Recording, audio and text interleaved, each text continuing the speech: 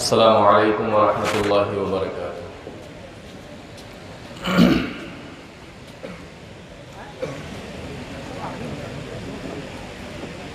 इन्नल हम्दलिल्लाह नहमदुहु व नस्तईनुहु व नस्तगफिरुह व नऊज़ु बिल्लाहि मिन शुरूरि अनफुसिना व मिन सय्यिआति अमालिना। मन यहदिहिल्लाहु फला मुदिल्ल लहु व मन युद्लिल फला हादिय लहु व अशहदु अन ला इलाहा इल्लल्लाहु वहदहु ला शरीका लहु व अशहदु अन्ना मुहम्मदन अब्दुहु व रसूलुहु। या अय्युहल्लज़ीना आमनु तक़ुल्लाहा हक़्क़ तुक़ातिही व ला तमूतुन्ना इल्ला व अंतुम मुस्लिमून। या अय्युहन्नासु तक़ू रब्बकुमुल्लज़ी ख़लक़कुम मिन नफ्सिन वाहिदा व ख़लक़ मिनहा ज़ौजहा व बस्स मिनहुमा रिजालन कसीरन व निसाअ वत्तक़ुल्लाह अल्लज़ी तसाअलून बिही वल अरहाम इन्नल्लाह काना अलैकुम रक़ीबा। या अय्युहल्लज़ीना आमनु तक़ुल्लाहा व क़ूलू क़ौलन सदीदा युस्लिह लकुम अअमालकुम व यग़फिर लकुम ज़ुनूबकुम व मन युतिइल्लाह व रसूलहु फ़क़द फ़ाज़ फ़ौज़न अज़ीमा। अम्मा बअद फ़इन्न ख़ैरल हदीस किताबुल्लाह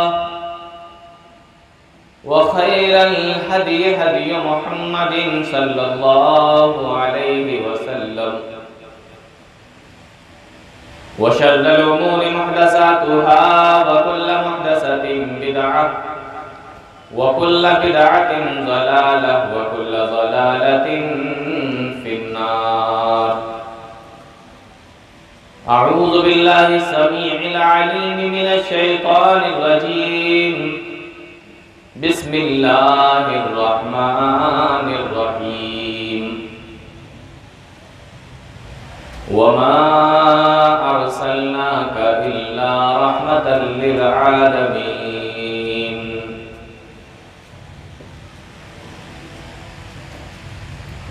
जनाब सदर मुहतरम बावक़ार मुअज़्ज़ज़ उलमाए किराम, दूर और पास से तशरीफ़ लाए मोहतरम सामईन, नौजवान साथियों, इस्लामी माओ बहनों और प्यारे बच्चों,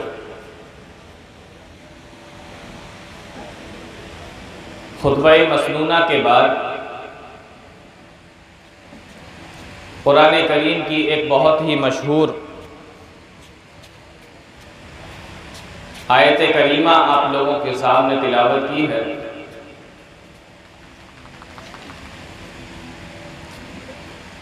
आयत को सुनकर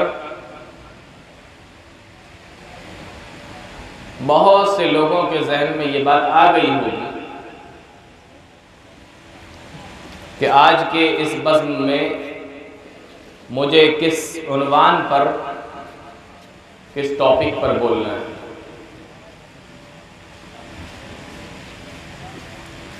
टॉपिक बड़ा ही मशहूर है, लेकिन इसकी ज़रूरत भी है। ज़रूरत इसलिए भी है क्योंकि इस वक्त आपके शहर के अंदर, आपके मुल्क के अंदर, बल्कि पूरी दुनिया के अंदर इस्लाम के खिलाफ और मुसलमानों के खिलाफ एक तहरीक सी चल रही है, और जहां बहुत सारे एतराज मुसलमानों पर, इस्लाम पर लगाए जाते हैं, उन्हीं में से एक एतराज इस्लाम के ऊपर दहशतगर्दी का भी लगाया जाता है। हम और आप मुसलमान हैं, नबी पर हमारा ईमान है, कुरान पर हमारा ईमान है, यकीन है। अगर आपसे कोई पूछे कि इस्लाम दहशतगर्दी की तालीम देता है, तो आप कहेंगे कि नहीं, बिल्कुल नहीं।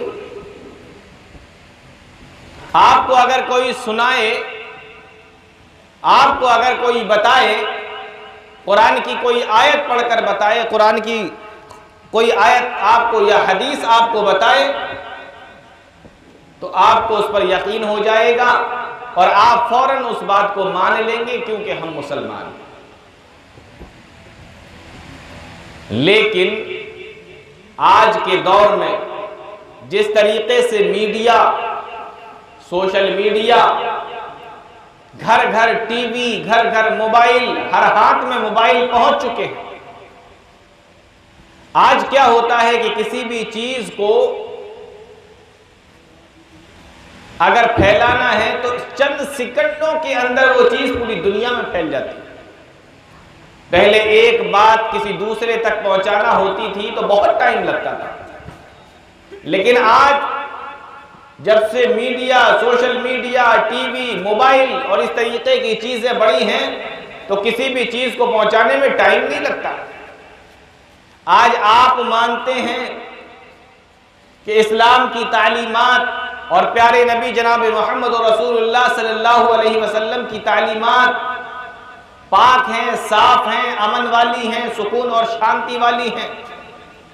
लेकिन कुछ लोग ऐसे भी हैं जो इस्लाम के खिलाफ और इस्लाम की तालीमात के खिलाफ, प्यारे नबी जनाब मोहम्मद रसूलुल्लाह सल्लल्लाहु अलैहि वसल्लम के खिलाफ और आपकी तालीमात के खिलाफ प्रोपेगेंडा करते हैं, और वो भी मीडिया के जरिए से, सोशल मीडिया के जरिए से, टीवी के जरिए से, मोबाइल के जरिए से दूसरों तक पहुंचाते हैं। और हकीकत यह है कि हम दिफा करने वाले लोग इतनी अपनी आवाज नहीं उठा पाते जितनी कि उनकी आवाजें दूसरों तक पहुंच जाती है,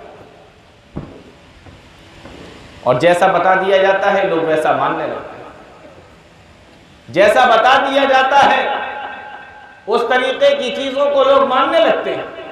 इसलिए जरूरी बन जाता है कि अगर इस्लाम पर कोई एतराज किया जाए, प्यारे नबी जनाब मोहम्मद रसूलुल्लाह सल्लल्लाहु अलैहि वसल्लम के ऊपर कोई एतराज किया जाए, तो उसका हम और आप दिफा करें। तो आज इंशाअल्लाह आज की तकरीर के अंदर ये जो एतराज है इस्लाम के ऊपर दहशतगर्दी का, प्यारे नबी सल्लल्लाहु अलैहि वसल्लम की सीरत के हवाले से और अल्लाह के नबी जनाब मोहम्मद रसूलुल्लाह सल्लल्लाहु अलैहि वसल्लम की हदीसों के जरिए से इस इल्जाम को दूर करने की कोशिश करें। मैं आपसे एक सवाल पूछूं कि आप मुसलमान हैं, आपका दीन क्या है, आपका धर्म क्या है, तो आपका जवाब होगा कि मेरा दीन, मेरा धर्म इस्लाम है। कभी आपने इस लफ्ज पर गौर किया कि जिस दीन को, जिस धर्म को आप मानते हैं, जिसका नाम इस्लाम है, उस दीन और उस धर्म का जो नाम है जिसको इस्लाम कहा जाता है, ये अरबी के 3 लफ्ज से बना है, सीन, लाम और मीम। सीन, लाम और मीम 3 लफ्ज से बना है, सिल्म। और जानते हैं ये सिल्म के माना अरबी में होता है अस्सलामत वल आफिया, अमन, सुकून, शांति, सलामती। आप गौर कीजिए कि ये सिल्म से इस्लाम बना, अमन, सुकून और शांति। जिस धर्म के नाम का माना ही अमन, सुकून और शांति वाला हो, उस धर्म के अंदर दहशतगर्दी की तालीम कैसे हो सकती है? नाम के अंदर सुकून छुपा हुआ है, नाम ही है अमन देने वाला, सुकून पहुंचाने वाला, शांति फैलाने वाला मजहब इस्लाम कहते ही उसको। एक मुसलमान दूसरे मुसलमान से मिलता है तो क्या कहता है? अस्सलामु अलैकुम। आपसे पूछे कि इसका तर्जमा क्या है तो आप जवाब देंगे आपके ऊपर अल्लाह की सलामती हो, अस्सलामु अलैकुम। दूसरा जवाब देता है वालेकुम अस्सलाम, यानी आपके ऊपर भी अल्लाह की सलामती हो। क्या मतलब? सलामती हो का क्या मतलब? यानी आप सुकून से रहें, इत्मीनान से रहें। जिस इस्लाम के माना है शांति वाला मजहब, और जिसने मुसलमानों को, अपने मानने वालों को एक ऐसा लफ्ज दे दिया, एक ऐसा कलिमा दे दिया कि जब आपस में मिलो तो अस्सलामु अलैकुम कहो, यानी तुम कहो कि तुम्हारे ऊपर सलामती हो, सुकून हो, इत्मीनान हो, और जवाब में फिर ये कहे कि सलामती हो, सुकून हो, इत्मीनान हो। आपस में मिलते वक्त भी एक दूसरे को सलामती की और अमन की दुआ की। यह है इस्लाम, जो अपने मिलने वालों को कहता है कि बात बाद में करना, पहले एक दूसरे को सुकून की और सलामती की दुआ दे देना और अस्सलामु अलैकुम कहना। एक बात मुझे आप बताइए, आपके पास में सबसे कीमती चीज क्या है? मैं आपसे पूछूं सबसे कीमती चीज क्या है आपके पास? बहुत सारे लोग समझ रहे होंगे कि मेरे पास जो सबसे कीमती चीज है वो दौलत है। किसी की नजर में दौलत, किसी की नजर में जायदाद, किसी की नजर में बिल्डिंग, किसी की नजर में जमीन, किसी की नजर में दुकान, और बहुत सारे लोग ऐसे होंगे जिनकी नजर में सबसे कीमती चीज ईमान है, और हकीकत भी है। ईमान से कीमती कोई चीज नहीं। अल्लाह रब्बुल आलमीन अपने कुरान के अंदर बयान फरमाता है, इन्नल्लज़ीना कफरू वमातू वहुम कुफ्फारुन फलन युक़बल मिन अहदिहिम मिल्उल अर्ज़ि ज़हबा, कि अगर कोई इंसान अल्लाह रब्बुल आलमीन को क़यामत के दिन ज़मीन भरकर सोना भी दे दे और अल्लाह से मुलाकात इस हाल में करे कि वो ईमान वाला ना हो, उसके पास में ईमान ना हो, अल्लाह का कुरान कहता है फलन युक़बल मिन मिल्उल अर्ज़ि ज़हबा, अल्लाह उसके जमीन भर के सोना को भी कबूल नहीं करेगा। कितनी कीमती चीज है ईमान। तो कभी गौर किया आपने कि दुनिया के अंदर हमारे पास जो सबसे कीमती चीज है ईमान, ये ईमान भी अमन से बना है। जो सबसे कीमती चीज है वो भी अमन से बनी, और जो हमारा मजहब है इस्लाम वो भी सिल्म सलामती से बना।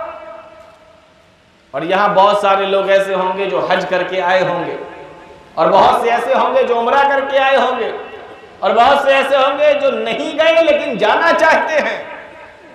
कहां जाना चाहते हैं? मक्का। क्या करेंगे? खाना काबा का तवाफ करेंगे, वहां नमाजें पढ़ेंगे, हज करेंगे, उम्रा करेंगे। खाना काबा क्या है? हमारा सेंटर है, हमारा मरकज है। लेकिन कभी आपने गौर किया उस खाना काबा के बारे में? अल्लाह कुरान के अंदर फरमाता है वमन दखलहु काना आमिना, जो सेंटर है, जो मरकज है, काना आमिना, ये अमन की जगह है, अमन का घर है। और इतनी अमन वाली जगह है कि बाप का कातिल भी अगर तवाफ करते हुए मिल जाए तो आप उसको कुछ नहीं कर सकते। वहां पर आप पत्ता भी नहीं तोड़ सकते, कांटा भी नहीं तोड़ सकते, इतने अमन की जगह है। वमन दखलहु काना आमिना, इतनी अमन वाली जगह है। अब जरा गौर करने की बात है, इस्लाम के ऊपर और प्यारे नबी सल्लल्लाहु अलैहि वसल्लम के ऊपर और मुसलमानों के ऊपर जो ये एतराज किया जाता है कि इस्लाम की तालीमात दहशतगर्दी की तालीमात है। अब जरा गौर कर लीजिए, हमारा जो धर्म है, हमारा जो मजहब है, जिसको इस्लाम कहते हैं, ये इस्लाम सिल्म से बना है, जिसके माना होता है शांति फैलाने वाला मजहब। हमारे पास जो सबसे कीमती चीज है वो ईमान है, और ईमान अमन से बना है, इत्मीनान से बना है, सुकून से बना है। और इसी तरीके से हमारा जो पॉइंट है, हमारा जो मरकज है, हमारा जो महवर है, हमारा जो सेंटर है वो खाना काबा है। और उसके बारे में अल्लाह ने फरमाया काना आमिना, के वो भी अमन की जगह है। इस्लाम के अंदर दहशतगर्दी की कोई जगह ही नहीं रखी है अल्लाह रब्बुल आलमीन ने। किसी भी एंगल को उठाकर देख लीजिए, आपको हर जगह अमन, सुकून, सलामती, शांति की तालीमात ही नजर आए। जब इस्लाम शांति फैलाने वाला मजहब, हमारा सेंटर अमन की जगह, हमारे पास जो सबसे कीमती जगह चीज है वो ईमान है, तो फिर हमारे नबी जनाब मोहम्मद रसूलुल्लाह सल्लल्लाहु अलैहि वसल्लम, उनके बारे में अल्लाह रब्बुल आलमीन ने क्या फरमाया, उनके ताल्लुक से क्या फरमाया, वमा अरसलनाका इल्ला रहमतल लिल आलमीन, वमा अरसलनाका इल्ला रहमतल लिल आलमीन। ऐ नबी, हमने आपको सारे जहां के लिए रहमत बनाकर भेजा है, सारी दुनिया के लिए रहमत बनाकर भेजा, सारे आलम के लिए रहमत बनाकर भेजा है। वमा अरसलनाका इल्ला रहमतल लिल आलमीन। प्यारे नबी सल्लल्लाहु अलैहि वसल्लम तमाम लोगों के लिए रहमत बनकर आए। और आइए जरा देखिए कि किस तरीके से रहमत बनकर आए। जब आप तारीख को पढ़ेंगे, प्यारे नबी जनाब मोहम्मद रसूलुल्लाह सल्लल्लाहु अलैहि वसल्लम की जिंदगी को पढ़ेंगे तो आपको मालूम होगा अल्लाह के नबी सल्लल्लाहु अलैहि वसल्लम की उम्र 25 साल की है। सिर्फ 25 साल के हैं प्यारे नबी जनाब मोहम्मद रसूलुल्लाह सल्लल्लाहु अलैहि वसल्लम। मक्का के लोगों को ख्याल हुआ कि मक्का के अंदर और अरब के अंदर बुराइयां बहुत ज्यादा फैल चुकी हैं, कमजोरों को, ताकतवर कमजोरों को सता रहे हैं, परेशान किया जा रहा है, चोरियां हो रही हैं, डकैतियां डाली जा रही हैं, लोगों का माल लूटा जा रहा है। यहाँ तक कि जो लोग हज करने के लिए आ रहे हैं उन हाजियों के सामानों को भी छीन लिया जाता है, बदकारियां की जाती हैं, जिना आम होता चला जा रहा है और बहुत सारी बुराइयां फैलती चली जा रही हैं। कौन सी बुराई ऐसी थी जो अरब के अंदर ना हो, जो मक्का के अंदर ना हो? बहुत सारे लोगों को इस बात का ख्याल हुआ और उन लोगों ने क्या किया, सारे लोगों ने मिलकर एक कमेटी बनाई,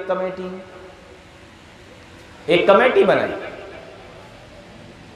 और उस कमेटी के अंदर उन लोगों ने सोचा कि चलो माहौल को जरा बेहतर बनाया जाए। और उस माहौल को बेहतर बनाने के लिए वो सारे के सारे लोग दारुन नदवा के अंदर जमा हो गए।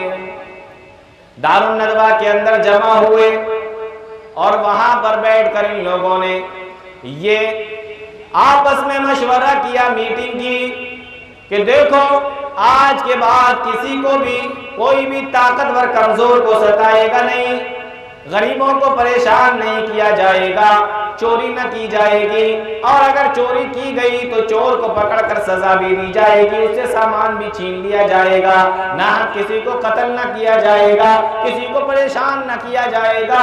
और इस तरीके से ये करारदादें पास की और उसके अंदर सारे के सारे मक्का के सरदार शामिल हुए थे। लेकिन गौर करने की बात यह है मुसलमानों, गौर करने की बात यह है कि इनमें सारे के सारे जितने भी सरदार शामिल हुए थे, सारे के सारे बूढ़े थे, ये सारे के सारे ज़ईफ़ुल उम्र थे, ये सारे के सारे बूढ़े थे।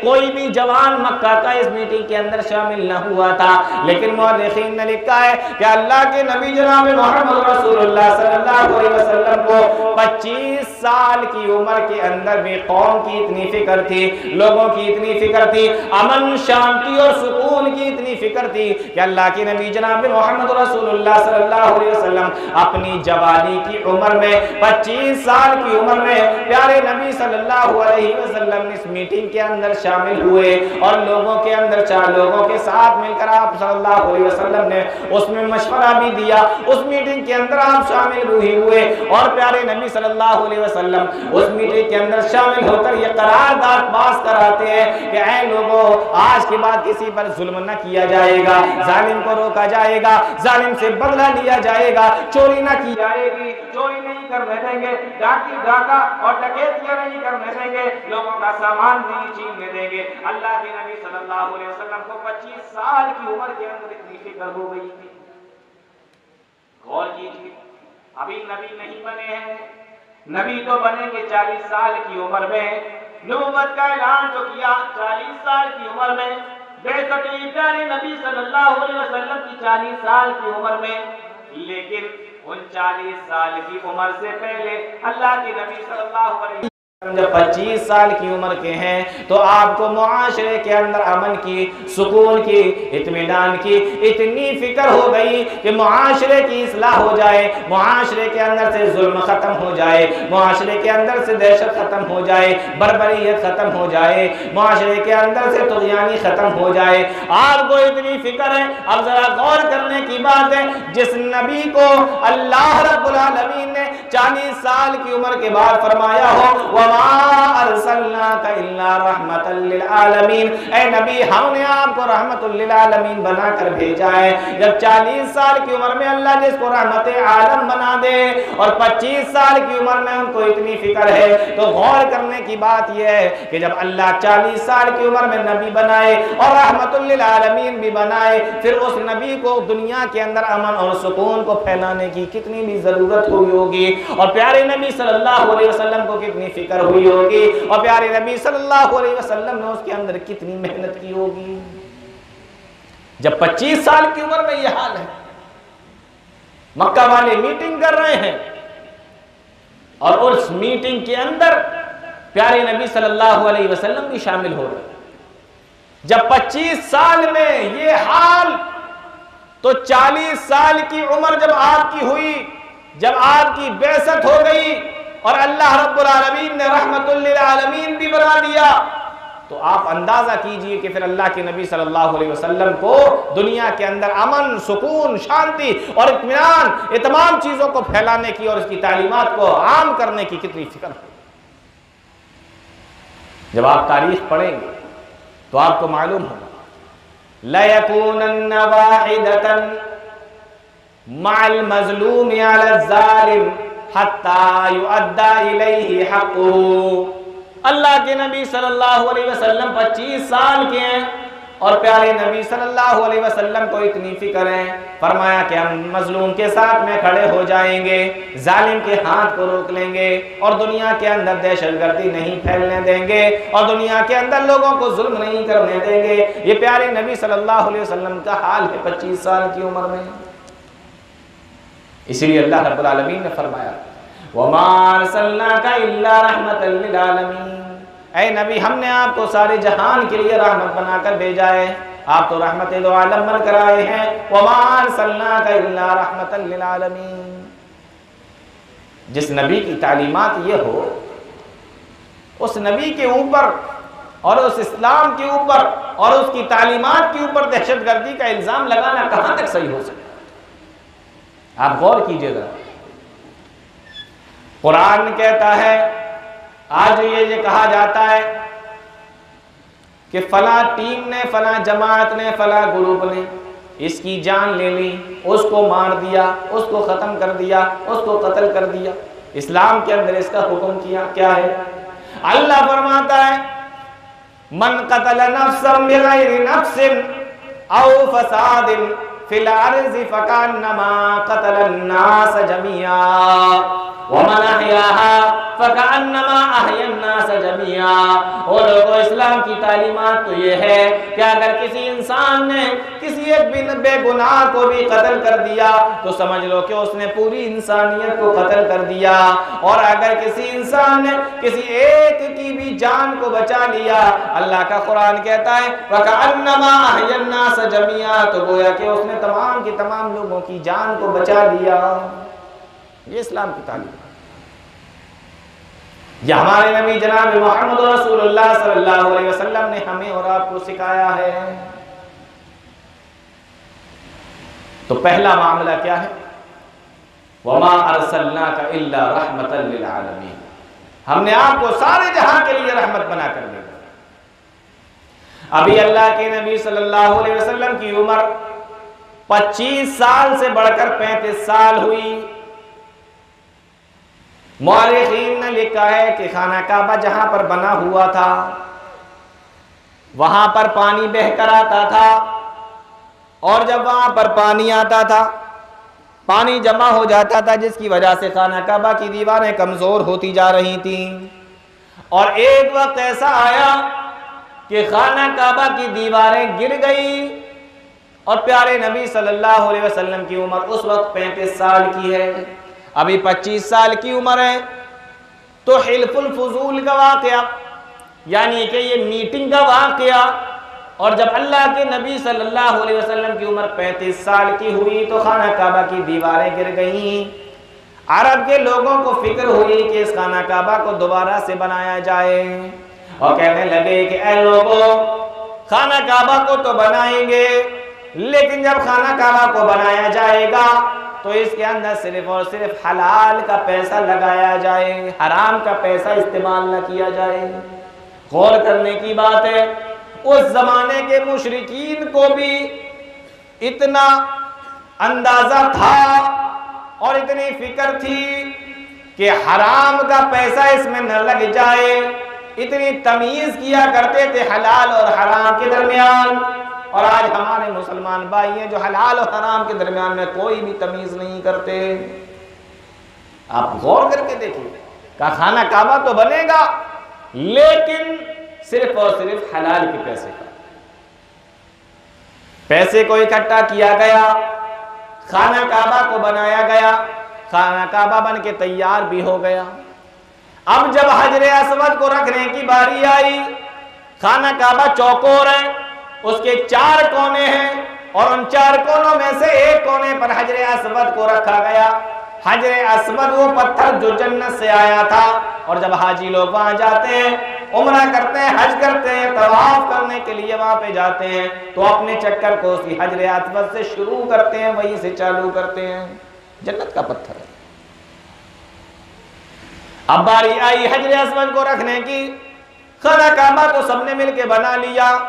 मुअर्रिखीन ने लिखा है कि हर कबीले का आदमी यही चाहता था कि खाना काबा रखने का मौका और शर्फ सिर्फ उसी को हासिल हो जाए, और इसके लिए बात इतनी बड़ी कि तलवारें निकल आई तो एक दूसरे के खून के प्यासे हो गए, जान लेने के दर पे आ गए। और जब किसी भी तरीके से बात नहीं बन रही थी, और मामला यह था कि अभी तलवारें निकल आएंगी और सब एक दूसरे को मार कर खत्म कर देंगे। मुअर्रिखीन ने लिखा है कि अगर ऐसे मौके पर जंग हो जाती, लड़ाई हो जाती, तो पूरे मक्का के लोग आपस में लड़ भिड़ कर मर जाते, और इतनी बड़ी जंग होती कि इससे पहले और इसके बाद मक्का के अंदर इतनी बड़ी कभी जंग न हुई होती। ये बहुत बड़ा शर्फ था कि कोई कबीला उसको अपने हाथ से खाना काबा के अंदर हजरे अस्वद को अपने हाथ से नस्ब कर। और मामला यहां तक पहुंचा कि लोगों ने, कुछ कबीले के लोगों ने दुम्बे को और भेड़ को ज़बा किया, उसके खून को एक प्याले के अंदर इकट्ठा किया और उसके अंदर हाथ डालकर कहा, कसमें खाई कि या तो अपना खून इसी तरीके से बहा देंगे या लोगों का खून इस तरीके से बहाएंगे, लेकिन खाना काबा के अंदर हजरे अस्वद तो हम ही रखेंगे। मामला कितना संगीन है। किसी भी वक्त जंग हो सकती है, किसी भी वक्त लड़ाई हो सकती है, सब एक दूसरे के खून के और जान के प्यासे हैं। अल्लाह के नबी सल्लल्लाहु अलैहि वसल्लम देख रहे हैं, और मामला कब का है? 35 साल की उम्र, अभी 40 नहीं, अभी 62 नहीं, अभी अल्लाह का हुक्म नहीं आया, 35 साल की उम्र है अल्लाह के नबी सल्लल्लाहु अलैहि वसल्लम की। आखिर कुछ लोगों को फिक्र हुई, मक्का के लोगों को, उन लोगों ने आपस में मीटिंग की कि मामला किसी भी तरीके से फैसला नहीं हो रहा है। अब एक काम ये करते हैं, आपस में मीटिंग करते हैं और मीटिंग करने के बाद उन्होंने ये फैसला किया कि कल सुबह जो सबसे पहले खाना काबा के अंदर दाखिल हो जाए, जो सबसे पहले खाना काबा के अंदर आ जाए, जो सबसे पहले खाना काबा में दाखिल हो जाएगा, उसी से इसका फैसला करवा लेंगे। और रात में बैठ गए ये देखने के लिए कि सबसे पहले सुबह खाना काबा में कौन दाखिल होता है। और मुसलमानों जरा गौर से सुनो, मुअर्रिखीन ने लिखा है जब सुबह का वक्त होता है तो सबसे पहले जनाब मोहम्मद रसूलुल्लाह सल्लल्लाहु अलैहि वसल्लम खाना काबा के अंदर दाखिल होते हैं। कौन होता है दाखिल? कौन होता है? जनाब मोहम्मद रसूलुल्लाह सल्लल्लाहु अलैहि वसल्लम। और जैसे ही अल्लाह के नबी सल्लल्लाहु अलैहि वसल्लम को उन्होंने देखा कि आप सुबह के वक्त में सबसे पहले खाना काबा के अंदर दाखिल हुए, सारे लोग बोल पड़े हाज़ल अमीनु रज़ीना हो, अरे ये तो बड़े अमानतदार हैं, ये तो बहुत बड़े अमीन हैं, ये तो बहुत बड़े अमानतदार हैं। रज़ीना हो, ये जो भी फैसला करेंगे हम इनके फैसले पर राजी हैं। गौर करने की बात है, अभी फैसला किया नहीं है, फैसला करेंगे उसके बाद में पता चलेगा कि माना जाए या ना माना जाए। लेकिन अल्लाह के नबी सल्लल्लाहु अलैहि वसल्लम का 35 साल की उम्र में यह हाल था, मक्का के लोगों के दरमियान, मक्का के लोगों के बीच ये हाल था प्यारे नबी सल्लल्लाहु अलैहि वसल्लम का कि जैसे ही आप दाखिल हुए फौरन कहने लगे हाज़ल अमीनु रज़ीना हो, ये जो भी फैसला कर देंगे हम इनके फैसले को मानने के लिए तैयार हैं। अभी फैसला किया भी नहीं है, फैसला मानने के लिए तैयार है। कम से कम इतना तो सोच लेते और इतनी देर के लिए रुक जाते कि चलो देखें फैसला क्या करते हैं, उसके बाद में देखेंगे मानेंगे या नहीं मानेंगे। 35 साल की उम्र, हमारे यहाँ 25 साल के 35 साल के देखिए ऐसे घूमते हुए मिलेंगे आप। क्या समाज के अंदर उनकी वैल्यू है, लोग उनको क्या रिस्पेक्ट देते हैं? क्यों? क्योंकि उनके अंदर वो चीजें नहीं है जिसकी वजह से समाज के अंदर कोई हैसियत बन सके। और प्यारे नबी सल्लल्लाहु अलैहि वसल्लम जैसे ही दाखिल हुए फरमाया हम इनके फैसले से राजी हैं। अगर अल्लाह के नबी सल्लल्लाहु अलैहि वसल्लम चाहते तो हजरे अस्वद को अपने हाथ से उठाकर खाना काबा के उस हिस्से में, उस जगह पे लगा देते जहां पे लगा हुआ था। कौम के लोग कुछ कह नहीं सकते थे क्योंकि कौम के लोग तो पहले ही कह चुके थे हाज़ल अमीनु रज़ीना हो, ये जो भी फैसला कर देंगे हम इनके फैसले को मानने के लिए तैयार हैं। लेकिन अल्लाह के नबी सल्लल्लाहु अलैहि वसल्लम फरमाते हैं आपने अपना मुंह खोला और आपने अपनी जबान को हिलाया और आपने फरमाया कि तुम सारे लोग की चादर लेकर आओ। चादर मंगाई और चादर के अंदर अल्लाह के नबी सल्लल्लाहु अलैहि वसल्लम ने अपने हाथ से उठाकर पत्थर को रख दिया और फरमाया कि इस चादर को हर कबीले का एक सरदार आकर पकड़ ले। अब हर कबीले के सरदार ने आकर चादर को अपने अपने हिस्से से अपनी अपनी जगह से पकड़ लिया। प्यारे नबी सल्लल्लाहु अलैहि वसल्लम ने फरमाया कि अब इस चादर को ऊपर उठाओ। सारे लोगों ने चादर को ऊपर उठाया और जब हजर अस्वद जहाँ पे रखा जाता था उतनी बुलंदी के ऊपर, उतनी बुलंदी पर जब वो चादर को उठा लिया गया, अल्लाह के नबी सल्लल्लाहु अलैहि वसल्लम ने अपने हाथों से, अपने दोनों हाथों से उस पत्थर को उठाया और उसको उसकी जगह पे लगा दिया। ये अल्लाह के नबी सल्लल्लाहु अलैहि वसल्लम का फैसला था। सारे मक्का वाले खुश हो गए, सबको, सारे के सारे लोग खुश हो गए और सारे के सारे ये सोच रहे थे कि चलो खाना काबा के अंदर हजर अस्वद को रखने में मेरा भी हिस्सा है, मैंने भी रखा है, मैंने भी लगाया है। और इस तरीके से एक बहुत बड़ी लड़ाई टल गई, बहुत बड़ा इख्तिलाफ खत्म हो गया। यह है अल्लाह के नबी सल्लल्लाहु अलैहि वसल्लम। 35 साल की उम्र में यह हाल।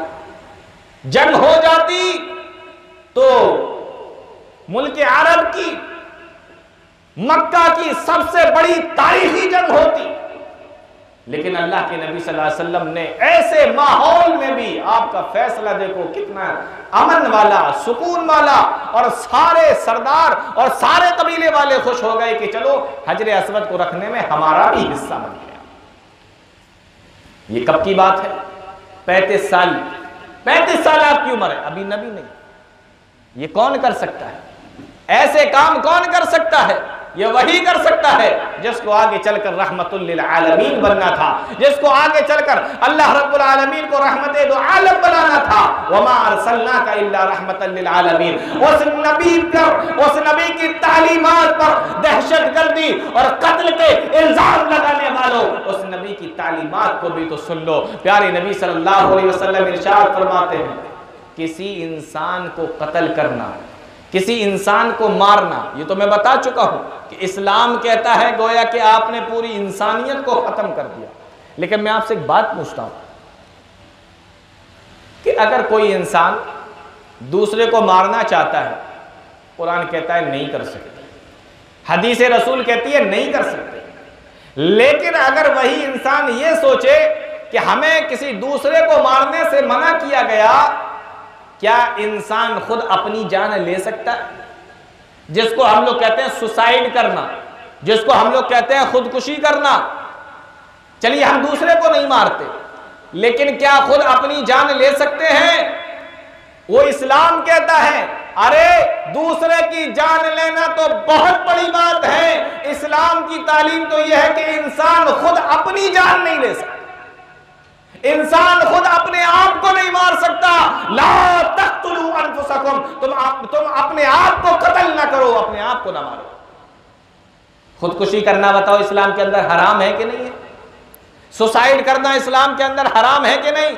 और अगर कोई आदमी खुदकुशी करके मर जाए तो हुक्म यह है कि उसकी नमाज, जो जनाजे की नमाज होगी, उसकी जो नमाज जनाजा होगी, उसको चंद लोग पढ़ लें और उसको उठाकर ऐसे दफन कराएं।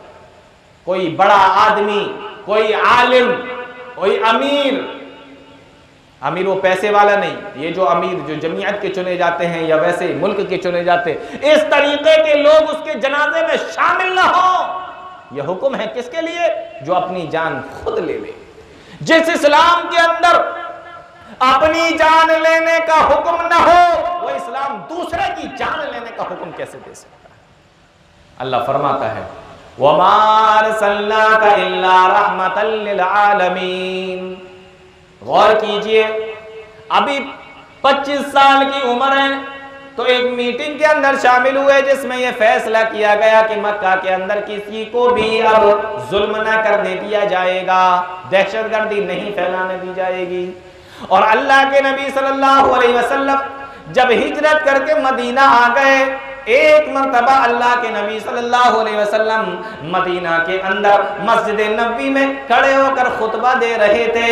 आपने इरशाद फरमाया, ऐ लोगों, जब मेरी उम्र 25 साल की थी तो मैंने मक्का के अंदर एक मीटिंग के अंदर हिस्सा लिया था और एक कमेटी बनाई थी और उस कमेटी के अंदर हमने ये करारदाद पास की थी। और ऐ लोगों, आज मैं मोहम्मद रसूलुल्लाह, अल्लाह का नबी हूँ, मोहम्मद रसूलुल्लाह हूँ। मक्का वालों के साथ मेरा इख्तिलाफ है, उनका दीन अलग है, मेरा दीन अलग है, उनका मजहब अलग है, मेरा मजहब अलग है, लेकिन आज भी अगर कोई इस तरीके की मीटिंग करता है और इस तरीके की कमेटी बनाता है तो मैं मोहम्मद रसूलुल्लाह इख्तिलाफ होने के बावजूद भी उस कमेटी का मेंबर बनना पसंद करूंगा, उस मीटिंग के अंदर हिस्सा लेना पसंद करूंगा। हमें इससे मतलब नहीं है कि दुनिया के अंदर अमन फैलाने की बात कौन कर रहा है, हमें इससे मतलब नहीं है कि दुनिया के अंदर सुकून और शांति लाने की बात कौन कर रहा है। प्यारे नबी सल्लल्लाहु अलैहि वसल्लम फरमाते हैं, चाहे वो मेरे मजहब का हो या ना हो, चाहे वो मेरे दीन का मानने वाला हो या ना हो, अगर वो दुनिया के अंदर अमन लाने की बात करता है, सुकून फैलाने की बात करता है, तो अमन और शांति की बात करता है, तो मेरा धर्म चाहे अलग हो, मेरा दीन चाहे अलग हो, लेकिन फिर भी मैं उसकी कमेटी में शामिल हो जाऊंगा, उसकी कमेटी का मेंबर बनना पसंद करूंगा। यह है हमारे नबी सल्लल्लाहु अलैहि वसल्लम की तालीमात। आज देखा होगा आपने, हर शहर के अंदर अमन कमेटी, पीस कमेटी बनाई जाती है। आप भी उसमें शामिल होइए, आप भी उसमें शरीक होइए। अल्लाह के नबी सल्लल्लाहु अलैहि वसल्लम इस तरीके की कमेटियों में जो शांति फैलाने, अमन फैलाने, पीस फैलाने की बात करती थी, प्यारे नबी सल्लल्लाहु अलैहि वसल्लम 25 साल की उम्र में ही उस कमेटी के अंदर शामिल हो गए थे। इसलिए मुसलमानों, जरूरत है प्यारे नबी सल्लल्लाहु अलैहि वसल्लम की तालीमात पर अमल करते हुए, आपके नक्शे कदम पर चलते हुए, अगर आपके शहर के अंदर भी कोई इस तरीके का मामला है, कमेटी है, पीस कमेटी, अमन कमेटी, आप उसका हिस्सा बनिए, उसमें बढ़ चढ़कर हिस्सा लीजिए और शहर के अंदर, मुल्क के अंदर अमन, सुकून, शांति फैलाने की बात करिए और उसको लाने की बात करिए। ये किसका तरीका रहा है? जनाब मोहम्मद रसूलुल्लाह सल्लल्लाहु अलैहि वसल्लम का तरीका। आप अपने अमल से बता दीजिए कि हम वो कौम हैं जो अमन और सलामती और सुकून पर यकीन रखते हैं और उसी को आगे बढ़ाने और उसी को फैलाने की बात करते हैं। हमारे ऊपर दहशतगर्दी का लेबल चिस्पा ना किया जाए, इल्जाम ना लगाया जाए। तो ये कब की बात है? आप 35 साल की आपकी उम्र है। अब आइए जरा देखिए, अल्लाह के नबी सल्लल्लाहु अलैहि वसल्लम को बेअसत मिल गई, आपकी उम्र 40 साल की हो गई। प्यारे नबी सल्लल्लाहु अलैहि वसल्लम की उम्र 40 साल की है। आपने नबुव्वत का ऐलान कर दिया। 6 साल हो गई मक्का के अंदर रहते हुए, और जब आपने ला इलाहा इल्लल्लाह मुहम्मदुर रसूलुल्लाह सल्लल्लाहु अलैहि वसल्लम इस कलमे की तरफ बुलाया, जिसको दुश्मन होना था वो दुश्मन बन गया, और जिसको ईमान लाना था, इस्लाम लाना था, मुसलमान होना था, वो मुसलमान हो गया। 6 साल बीत गए, आपको सताया जा रहा है, तकलीफें दी जा रही हैं, परेशान किया जा रहा है। प्यारे नबी सल्लल्लाहु अलैहि वसल्लम एक मर्तबा कोई सफा पर बैठे हुए हैं। मक्का का बड़ा मशहूर पहाड़ है सफा। कोई सफा पर बैठे हुए हैं। अल्लाह के नबी सल्लल्लाहु अलैहि वसल्लम, अबू जहल का वहां से गुजर हुआ। प्यारे नबी सल्लल्लाहु अलैहि वसल्लम को बैठे हुए देखा। ये तो हमेशा सताया करता था, हमेशा तकलीफें दिया करता था। जब इसने प्यारे नबी सल्लल्लाहु अलैहि वसल्लम को बैठे हुए देखा तो प्यारे नबी सल्लल्लाहु अलैहि वसल्लम को गालियां देने लगा। गौर से सुनो मुसलमान, क्या करने लगा? गालियां देने लगा। अब ये गालियां देने लगा, अल्लाह के नबी सल्लल्लाहु अलैहि वसल्लम इसकी बातों को सुनने के बाद खामोश, गालियों को सुनने के बाद भी खामोश।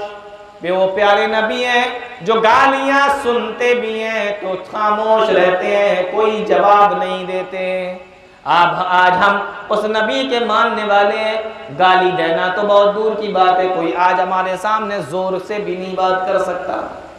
जोर से बोलकर निकल तो जाए, कोई कुछ कहकर हमसे निकल तो जाए, ऐसा हो सकता है क्या? फौरन कहते हैं, अच्छा तू क्या समझ रहा है, मैंने चूड़ियां पहन रखी है? तेरा खानदान मेरे खानदान से बड़ा है क्या? तेरे पास में दौलत मुझसे ज्यादा है क्या? आस्तीनें चढ़ा लेते हैं। तेरी इतनी हिम्मत कि तू मुझसे कुछ कहकर निकल जाए। अल्लाह के बंदो सुनो गौर से, अल्लाह के नबी सल्लल्लाहु अलैहि वसल्लम का मामला। गालियां सुन रहे हैं, बर्दाश्त कर रहे हैं। अल्लाह, प्यारे नबी सल्लल्लाहु अलैहि वसल्लम ने क्या फरमाया? फरमाया पहलवान वो नहीं है जो कुश्ती में किसी को पछाड़ दे। पहलवान वो नहीं है जो कुश्ती में किसी को पछाड़ दे। पहलवान वो है गुस्सा आए और अपने गुस्से पर कंट्रोल कर ले, उसको पहलवान कहते हैं। अगर आपका अपने गुस्से पे कंट्रोल नहीं है तो दुनिया के सबसे बड़े बुज़दिल आदमी आप हैं, यकीन कर लीजिए। प्यारे नबी सल्लल्लाहु अलैहि वसल्लम खामोश बैठे हैं, गालियां सुन रहे। उसने देखा कि गालियां सुन रहे, कोई जवाब नहीं देते। एक और हरबा इस्तेमाल किया। जब गालियों का जवाब नहीं मिला, मौलिकीन ने लिखा है कि वहीं एक पत्थर पड़ा हुआ था, पहाड़ पर बैठे थे, पत्थर पड़ा हुआ। अबू जहल ने पत्थर उठाया और पत्थर उठाकर अल्लाह के नबी सल्लल्लाहु अलैहि वसल्लम के सर पर मार दिया, और वो पत्थर इतनी जोर से लगा कि अल्लाह के नबी सल्लल्लाहु अलैहि वसल्लम के सर मुबारक से खून निकल आया। आपने फिर भी कोई जवाब न दिया। अबू जहल वहां से हंसता हुआ मुस्कुराता हुआ चला गया और प्यारे नबी सल्लल्लाहु अलैहि वसल्लम उस जख्म से खून निकल रहा है और अल्लाह के नबी सल्लल्लाहु अलैहि वसल्लम अपने घर तशरीफ ले गए। ये सारा मामला उस सफा पहाड़ी पर हुआ और उस पहाड़ी पर प्यारे नबी सल्लल्लाहु अलैहि वसल्लम के चचा हजरत हमजा रजी अल्लाह ताला अन्हु जो बाद में इस्लाम ले आए थे, उस वक्त तक मुसलमान न हुए थे, उनकी एक लौंडी थी, एक बांदी थी, दूर उसी पहाड़ पर बकरियां चरा रही थी। उसने ये सारा मामला अपनी आंखों से देखा। शाम का जब वक्त होता है और हजरत हमजा रजी अल्लाह ताला अपने घर पे तशरीफ लाते हैं, वो लौंडी कहने लगी, बांदी कहने लगी, ओ हमजा, वैसे तू मक्का का बड़ा शेर बन के घूमता है, मक्का का बड़ा ताकतवर पहलवान बनकर घूमता है और तुझे अपने घर के बारे में भी मालूम नहीं है। कहा क्या हुआ? कहने लगा, वो लौंडी बांदी कहने लगी, क्या तुझे मालूम नहीं है आज तेरे भतीजे मोहम्मद रसूलुल्लाह सल्लल्लाहु अलैहि वसल्लम के को अबू जहल ने गालियां दी है और उसके बाद सर पे पत्थर भी मारा है और पत्थर इतनी जोर से लगा है कि अल्लाह के नबी सल्लल्लाहु अलैहि वसल्लम के सर से खून निकल आया है। तू क्या पहलवान बना घूमता रहता है? तेरे भतीजे के साथ में तो ये हो रहा है। हजरत हमजा ताकतवर थे, जवान थे, अल्लाह के नबी सल्लल्लाहु अलैहि वसल्लम से सिर्फ 2 साल बड़े थे। कितने बड़े थे? सिर्फ 2 साल बड़े। ताकतवर थे, जवान थे, अरब का बहुत बड़ा बहादुर और बहुत बड़ा पहलवान इनको माना जाता था और हमेशा शिकार पे लगे रहते थे। शिकार से ही वापस आए थे। अभी कमान जो होती है ना, जिस पे रख के तीर चलाते हैं, वो कमान भी जमीन पे नहीं रखी थी, कमान हाथ में थी। इस्लाम नहीं लाए, लेकिन जब ये सुना कि भतीजे को मारा है तो वो जो खानदानी एक गैरत होती है, एक खानदानी हमीयत होती है कि तेरी इतनी हिम्मत, तू मेरे भतीजे को मारे, बस ये एक हमीयत उनकी फड़क उठी और फौरन अबू जहल को तलाश करने के लिए निकल गए। घर पर पहुंचे, अबू जहल नहीं मिला। तलाश करते रहे कि अबू जहल कहां है।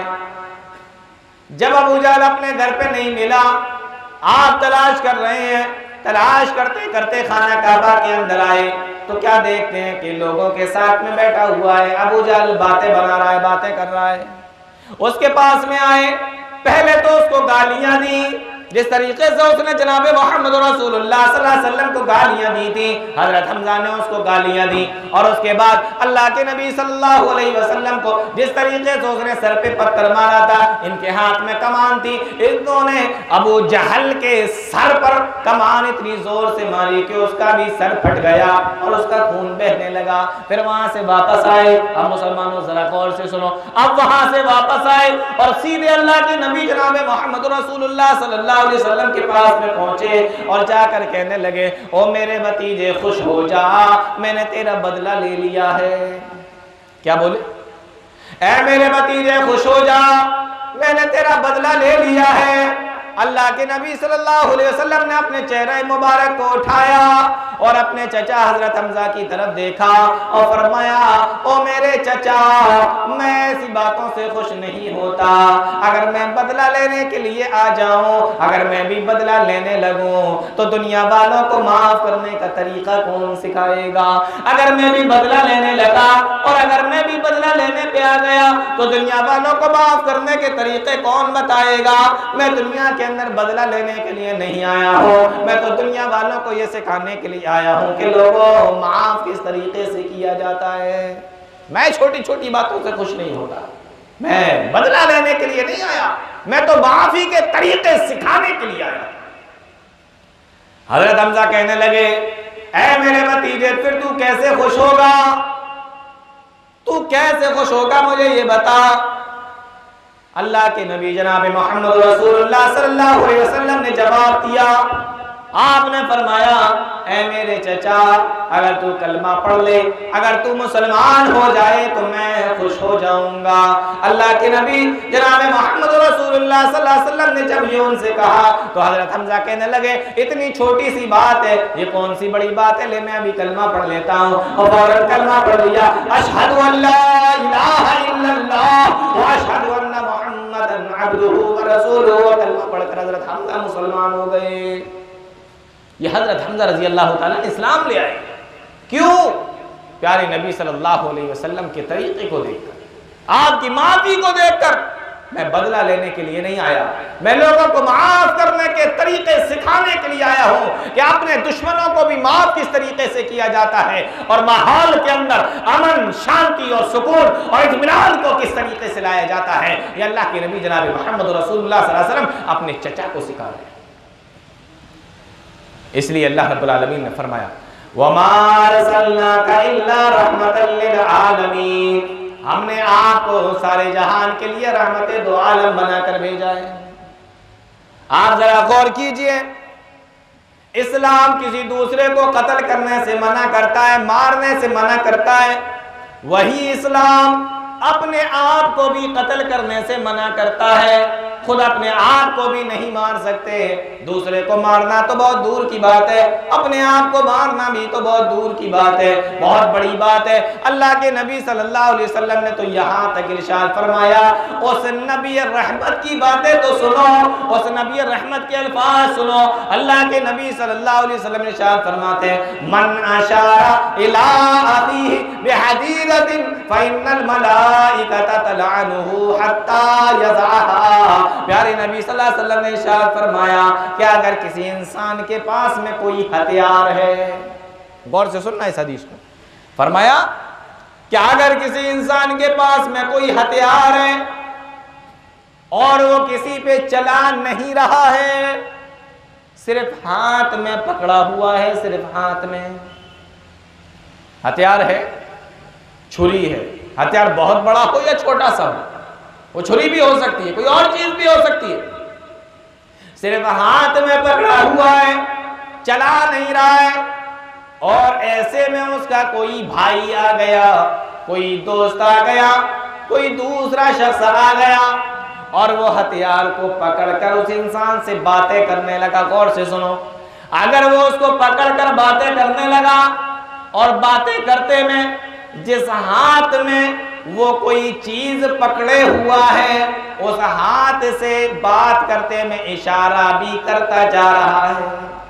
ऐसा होता है कि नहीं होता?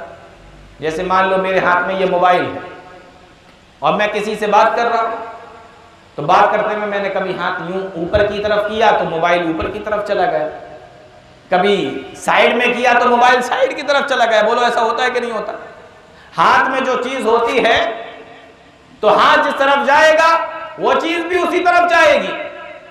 अल्लाह के नबी सल्लल्लाहु अलैहि वसल्लम इरशाद फरमाते हैं कि अगर किसी के हाथ में कोई हथियार, यहां तक कि कोई छुरी क्यों ना हो, और वो किसी से बातें करने लगा, मारना नहीं चाहता, कत्ल नहीं करना चाहता, परेशान नहीं करना चाहता, बस सिर्फ उसके हाथ में है और वो उससे बातें कर रहा है, प्यारे नबी सल्लल्लाहु अलैहि वसल्लम ने फरमाया कि अगर कोई मुसलमान इस तरीके का काम भी कर ले, अल्लाह के फरिश्ते उसके ऊपर लानत भेजते रहते हैं जब तक कि वो उस चीज को अपने हाथ से जमीन पे न रख दे।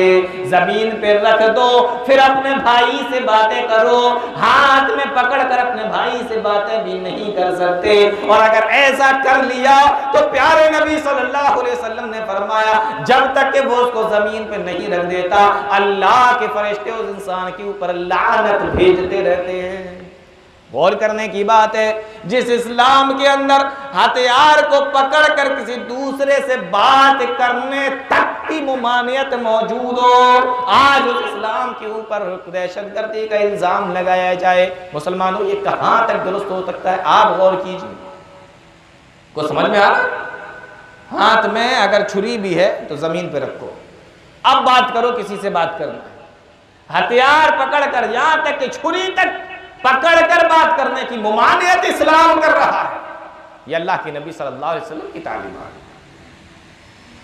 यही वो नबी है, प्यारे नबी जनाब मोहम्मद रसूलुल्लाह सल्लल्लाहु अलैहि वसल्लम। एक मर्तबा हजरत अबू हुरैरा रज़ी अल्लाह ताला अन्हु बयान फरमाते हैं, मैं भूखा था, परेशान था, 2 दिन हो गए थे खाना नहीं खाया था, भूख की वजह से परेशान था, आखिर एक रास्ते पे जाकर बैठ गया। सोचा कि कोई वहां से निकलेगा तो मुझसे पूछेगा, ए अबू हुरैरा खाना खाया कि नहीं खाया, तो मैं बता दूंगा कि नहीं खाया। हो सकता है कि वो मुझे घर पे ले जाकर खाना खिला दे। हजरत अबू हुरैरा कहते हैं कि मैं वहां पर बैठ गया।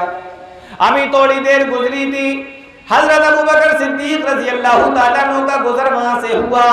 हजरत अबू बकर सिद्दीक रज़ी अल्लाह तआला अन्हु वहां से गुजरे, मैं खड़ा हो गया, सलाम व कलाम हुआ, और उसके बाद मैंने हजरत अबू बकर सिद्दीक से एक आयत का मतलब पूछ लिया, एक आयत का माना पूछ लिया।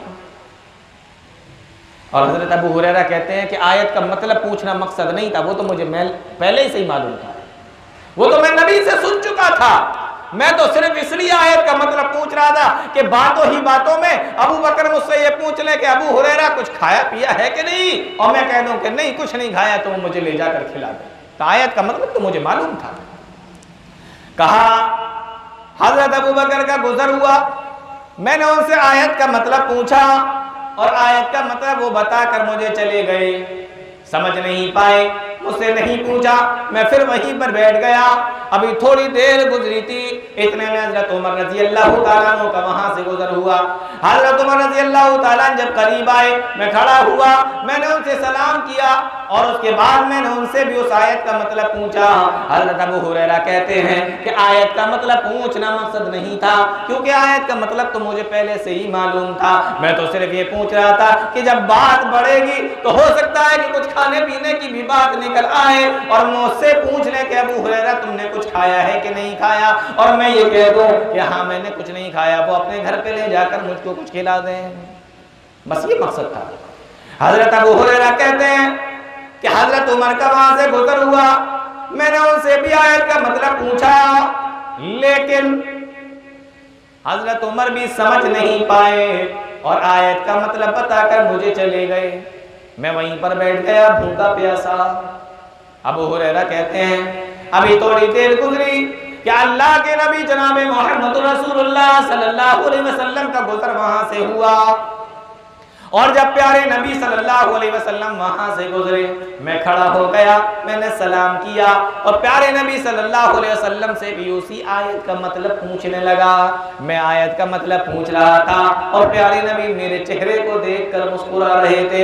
मेरे चेहरे को देखकर अबू बकर समझ ना सके, उमर समझ ना सके, लेकिन प्यारे नबी जनाब मोहम्मद रसूलुल्लाह सल्लल्लाहु अलैहि वसल्लम समझ गए कि मेरा ये साथी भूखा है, मेरा ये साहबी प्यासा है, भूखा प्यासा है। अबू हुरैरा, आपने पूछा ए अबू हुरैरा तुमने कुछ खाया है कि नहीं खाया? अबू हुरैरा कहने लगे अल्लाह के नबी 2 दिन हो गए कुछ नहीं खाया। अल्लाहु अकबर, क्या हालात थे सहाबा इकराम, भूखे प्यासे, लेकिन जनाब मोहम्मद रसूलुल्लाह सल्लल्लाहु अलैहि वसल्लम के डर से नहीं हटे, आपके साथ हमेशा रहे, हमेशा रहे। मोहम्मद रसूलुल्लाह वल्लज़ीना माअहु अशिद्दाउ अलल कुफ़्फ़ारि रहमाउ बैनहुम। अबू हुरैरा कुछ खाया? अल्लाह के नबी नहीं खाया, 2 दिन हो गए। अच्छा मेरे साथ चलो, मैं इंतजाम करवाता हूँ।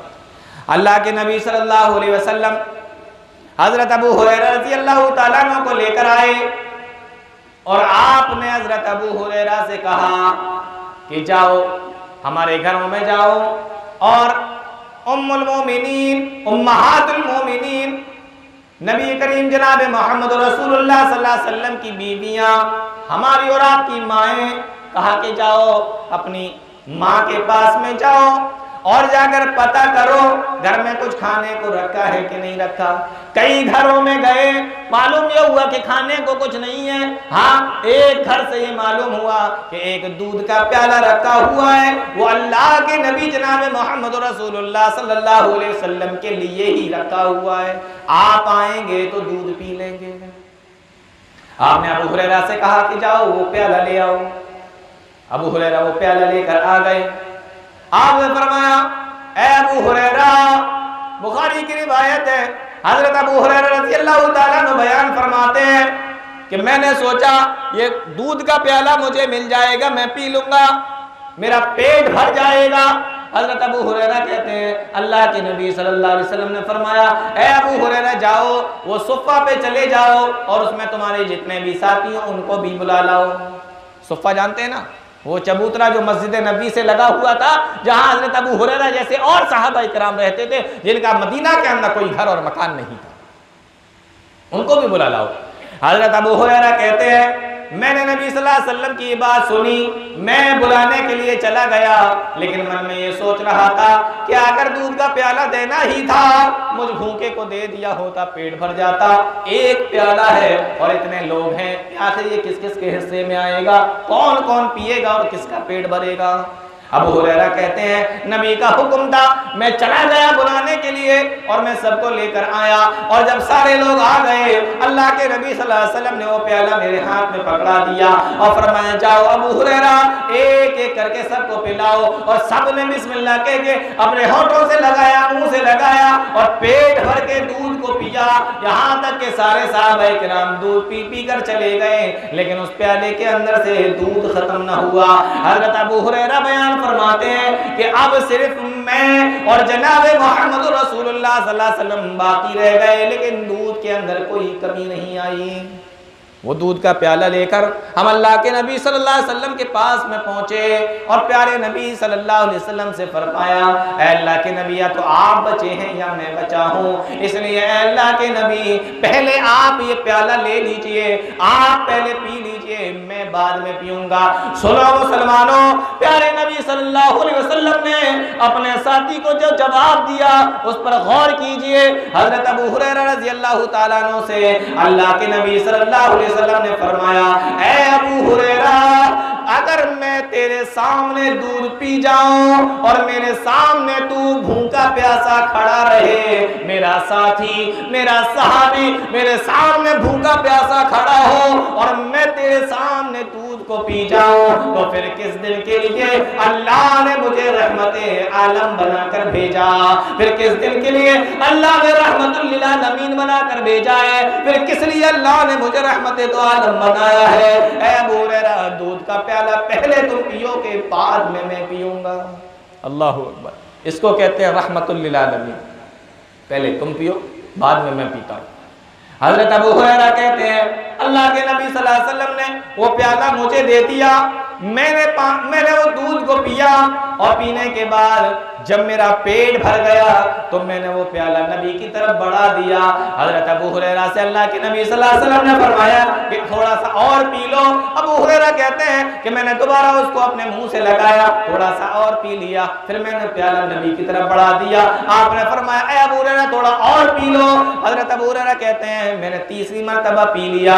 हजरत अबू हुरैरा से आपने फरमाया ऐ अबू हुरैरा थोड़ा और पी लो। अल्लाह के नबी अब पिया नहीं जाता, पेट भर गया, गुंजाइश बाकी न रही।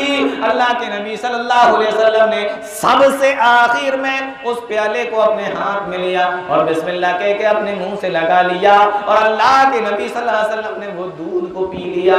वमा अरसलनाका इल्ला रहमतल लिल आलमीन। भूखा देखना बर्दाश्त न किया, पहले पीना बर्दाश्त न किया, पहले अपने भूखे प्यासे साथी को खिलाया। यह है जनाब मोहम्मद रसूलुल्लाह सल्लल्लाहु अलैहि वसल्लम। मैं आपको कहां तक बताऊं, वमा अरसलनाका इल्ला रहमतल लिल आलमीन। ऐ नबी हमने आपको रहमतुल लिल आलमीन बनाकर भेजा है। आइए जरा गौर कीजिए, सन 10 नबवी है, अल्लाह के नबी सल्लल्लाहु अलैहि वसल्लम को 10 साल हो गई हैं बेइज्जत की। 40 साल की उम्र में नबी और 10 साल और जोड़ लीजिए तो उम्र कितनी हो गई, कितनी हो गई? 40 में 10 और जोड़ लो कितनी हो गई? 52 साल है, 50 साल। टाइम ज्यादा हो रहा है ना तो बीच में पूछना पड़ता है, कहीं ऐसा तो नहीं है कि आप लोग सो गए हो। एक साहब एक बार बता रहे थे कि 12 बजे तक लोग तकरीर सुनते हैं, उसके बाद खाते हैं, बस यूं करते रहते हैं 12 बजे के बाद, बस तो समझ में नहीं आता। तो फिर वो मामला यही हो जाता है कि अल्लाह को ब्याज पसंद नहीं, तो किसी ने सुन लिया कि प्याज पसंद नहीं, उसने उठा के सारी प्याज निकाल के बाहर फेंक दी। लोगों ने पूछा, शौहर बाद में जब घर पहुंचा अपनी बीवी से कहने लगा, अरे ये प्याज निकाल के बाहर क्यों फेंक दी तूने रात में? कहा कि अभी तकरीर सुन के नहीं आए हो, होटल पे बैठे थे क्या, चाय चल रही थी या बीड़ी सिगरेट चल रही थी, गौर से नहीं सुनते हो लगता है मौलाना साहब की तकरीर को। तूने क्या सुन लिया? अरे अभी तो सुन के आई हूं, अल्लाह को प्याज पसंद ही नहीं है। तब उसको समझाया कि प्याज नहीं है, ब्याज है, सूद जिसको कहते हैं। हाँ, तो जब नींद आती है ना तो कुछ का कुछ समझ में आता है। तो 40 और 10 50। प्यारे नबी सल्लल्लाहु अलैहि वसल्लम की उम्र कितनी है? 50 साल। आपने देखा कि मक्का के अंदर समझा रहे हैं, तकलीफें दी जा रही हैं, परेशान किया जा रहा है, लेकिन ईमान लाने वालों की तादाद धीमे धीमे बढ़ रही है।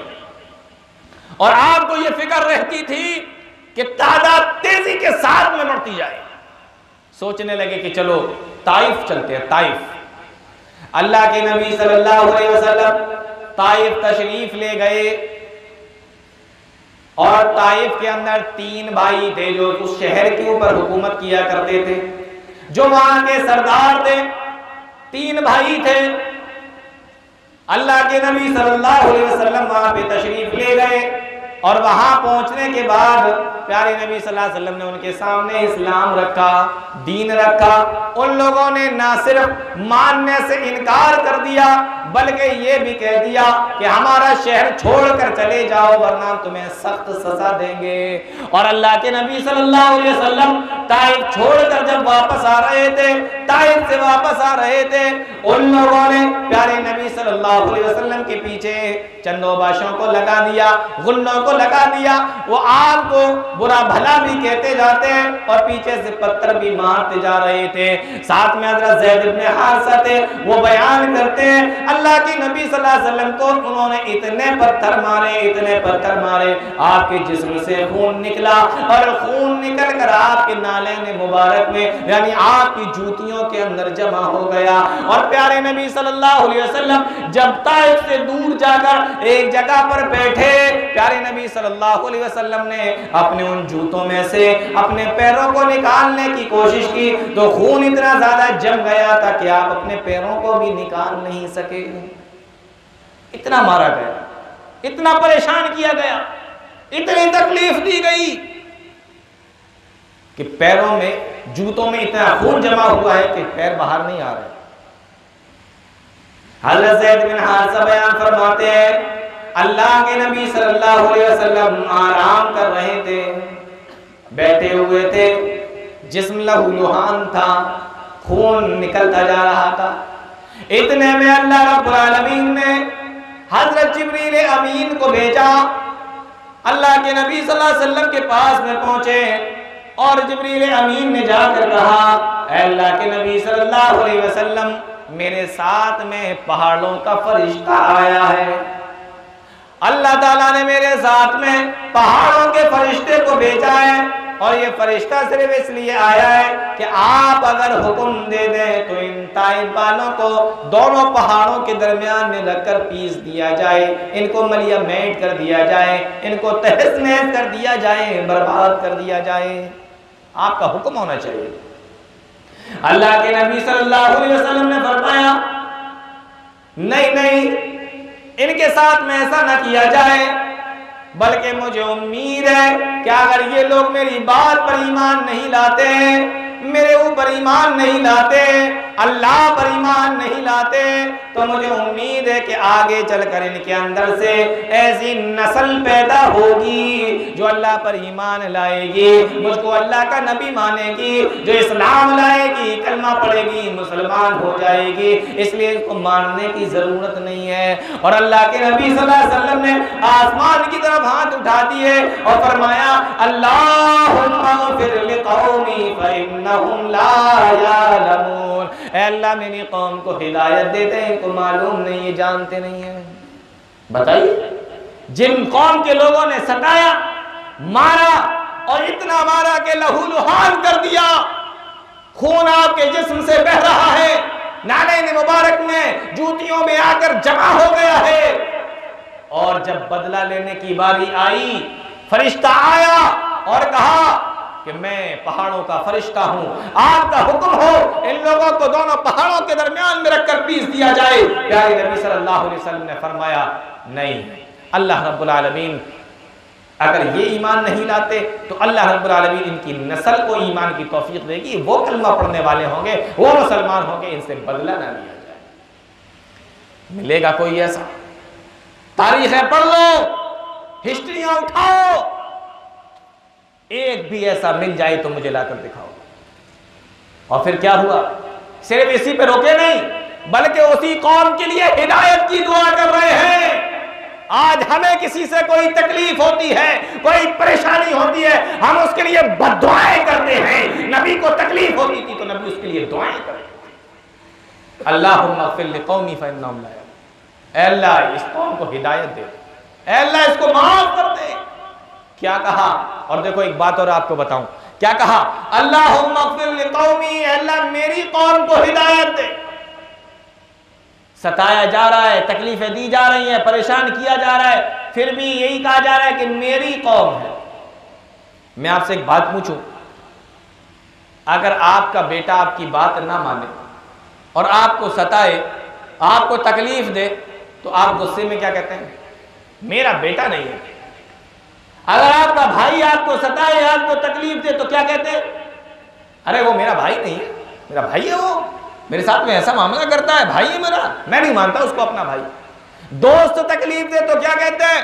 मैं नहीं मानता उसको अपना दोस्त। अगर दोस्त होता तो मेरे साथ में ये मामला थोड़ी करता, मुझे सताता थोड़ी, मुझे तकलीफ थोड़ी देता, मुझे मारता नहीं। यही बोलते हैं ना। थोड़ी सी भी तकलीफ होती है तो बेटा बाप को अपना बाप मानने के लिए तैयार नहीं होता, बाप अपने बेटे को अपना बेटा कहने के लिए, भाई अपने भाई को भाई कहने के लिए तैयार नहीं होता, दोस्त अपने दोस्त को अपना दोस्त मानने के लिए तैयार नहीं होता। कौम के लोग सताएं तो अपनी कौम को कौम मानने के लिए तैयार नहीं होता। लेकिन जनाब मोहम्मद रसूलुल्लाह सल्लल्लाहु अलैहि वसल्लम को देखो, पिट रहे हैं, तकलीफें दी जा रही हैं, परेशान किया जा रहा है, बदन से खून निकल रहा है, फिर भी अपनी कौम को अपनी ही कौम कह रहे हैं। अल्लाहुम्मा कौमी, अल्लाह ये मेरी कौम है, इसको तू हिदायत दे दे। यहाँ सगा बाप अपने बेटे को अपना बेटा कहने को तैयार नहीं। अगर थोड़ी सी भी तकलीफ पहुंच जाए, यहाँ नबी को तकलीफ पहुंच रही है, लेकिन अपनी कौम को अपनी ही कौम कहा जाए। ये है अल्लाह के नबी सल्लल्लाहु अलैहि वसल्लम। वमा अरसलनाका इल्ला रहमतल लिल आलमीन, हमने आपको रहमत दो आलम बनाकर भेजा। तो मैं ये बता रहा था कि इस्लाम की तालीमात तो इतनी प्यारी हैं, किसी दूसरे को नहीं मार सकते, अपने आप को नहीं मार सकते। हथियार हाथ में है तो उसको लेकर बात नहीं कर सकते। और इससे भी आगे चलिए तो आपको मालूम होगा कि एक सहाबी रसूल अल्लाह के नबी सल्लल्लाहु अलैहि वसल्लम के पास आए और प्यारे नबी सल्लल्लाहु अलैहि वसल्लम के पास में आकर कहा, दो औरतों का जिक्र किया। और अगर औरतें आई हैं तो जरा गौर से सुने। दो औरतों का जिक्र किया और कहा, अल्लाह के नबी एक औरत है, बहुत अमीर है, बहुत मालदार है, नमाजें भी खूब पढ़ती है। खूब पढ़ती है मतलब 5 वक्त की जो नमाजें हैं, उन 5 वक्त की नमाजों के अलावा भी वो और नमाजें यानी नफिली नमाजें पढ़ती है, ज़कात खूब देती है, सदका व खैरात करती है, यानी नफली सदका व खैरात भी करती रहती है, और रोजेदार है, रोजे भी खूब रखती है, यानी रमजान के महीने के अलावा नफली रोजे भी रखती है अल्लाह के नबी सल्लल्लाहु अलैहि वसल्लम। लेकिन उसके अंदर एक खराबी है, एक खराबी। कौन सी खराबी? का जबान की जरा तेज है, जबान की जरा तेज है, जबान दराजी करती है, कभी अपने घर वालों को परेशान करती है, कभी अपने शोहर से लड़ती है, कभी अपने सास से लड़ती है, कभी अपने ससुर से लड़ती है, कभी अपने पड़ोसियों को सताती है। जबान दराज है, जबान बहुत तेज चलती है। अल्लाह के नबी जनाब मोहम्मद रसूलुल्लाह सल्लल्लाहु अलैहि वसल्लम ने इरशाद फरमाया, हिया फिन्नार, ऐसी औरत जो नमाजें खूब पढ़े, ज़कात दे, रोजे रखे, सदका व खैरात करे, लेकिन जबान जिसकी तेज चलती हो, जबान की वजह से जिसके घर वाले, जिसके पड़ोसी परेशान हो, अल्लाह के नबी सल्लल्लाहु अलैहि वसल्लम ने फरमाया, हिया फिन्नार, ऐसी औरत जहन्नम के अंदर जाएगी। आप जरा गौर कीजिए, ये इस्लाम है। अगर आपकी जबान दुरुस्त नहीं है, आपकी नमाजें आपके मुंह पे मार दी जाएंगी, आपके रोजे आपके मुंह पे मार दिए जाएंगे, आपका सदका व खैरात, आपकी ज़कात आपके मुंह पे मार दी जाएगी, अगर आपकी ज़बान दुरुस्त नहीं है। बताइए, ये वो इस्लाम है कि जो किसी को जबान के जरिए से भी परेशान नहीं करने देना चाहता। आप किसी दूसरे को जबान से भी तकलीफ नहीं पहुंचा सकते। इस्लाम की तालीमात तो ये है, प्यारे नबी का फरमान तो ये है कि सताना तो बहुत दूर की बात, आप जबान से भी किसी को परेशान नहीं कर सकते। अपनी जबान दराजी से भी अगर आपने किसी को परेशान किया तो ऐसे औरत का और ऐसे मर्द का ठिकाना जहन्नम होगा। आज देख लीजिए समाज के अंदर आपको बड़े बड़े हाजी मिलेंगे, नमाजी मिलेंगे, इबादत गुजार मिलेंगे, तहज्जुद गुजार मिलेंगे, कई कई हज करने वाले, कई कई उम्रा करने वाले मिलेंगे, लेकिन उसके बावजूद भी जबान से इतने खराब होते हैं। गाली बकना उनका काम, उनके यहाँ जो लोग काम करते हैं उनके ऊपर हमेशा चीखना चिल्लाना उनका काम, झूठ बोलना उनका काम, गीबतें करना उनका काम। अगर कोई इस तरीके का है, चाहे वो मर्द हो या वो औरत हो, अल्लाह के नबी सल्लल्लाहु अलैहि वसल्लम ने फरमाया हिया फिल नार, ऐसे शख्स को और ऐसी औरत को जहन्नम के अंदर डाल दिया जाए। जिस इस्लाम के अंदर किसी को जबान से सताने की मुमानियत हो, उस इस्लाम के ऊपर आप दहशतगर्दी का चश्मा लगाते हैं। उस इस्लाम के ऊपर आप दहशतगर्दी का इल्जाम कैसे लगा सकते हैं जिसमें जबान से भी किसी को सताने की इजाजत नहीं है, हाथ से और हथियार से तो बहुत बड़ी बात है। उसी मजलिस के अंदर उन्हीं सहाबी ने अल्लाह के नबी सल्लल्लाहु अलैहि वसल्लम ने इससे पूछा, अल्लाह के नबी, एक और औरत है जो गरीब घर की है, नमाजें बहुत ज्यादा नहीं पढ़ पाती। क्या मतलब? नमाजें छोड़ देती है? नहीं, नफली नमाजें उतनी नहीं पढ़ पाती, फर्ज तो पढ़ती है, नफली नमाजें उतनी नहीं पढ़ पाती।